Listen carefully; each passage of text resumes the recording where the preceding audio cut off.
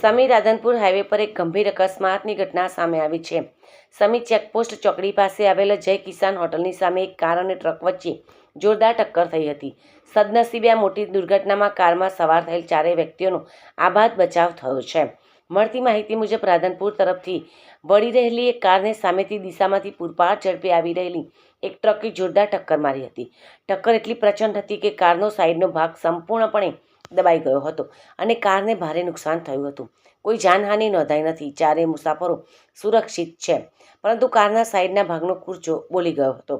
અકસ્માતને પગલે હાઈવે પર થોડા સમય માટે ટ્રાફિક વ્યવસ્થા ખોરવાઈ ગઈ હતી અને વાહનોની કતારો પણ લાગી હતી। ઘટનાની જાણ થતાં જ સ્થાનિક પોલીસ કાફલો સ્થળ પર પહોંચી ગયો હતો અને ટ્રાફિક હળવો કરાવ્યો હતો। હાલમાં પોલીસ દ્વારા અકસ્માતનો ગુનો નોંધીને આગળની વધુ તપાસ હાથ ધરવામાં આવી છે।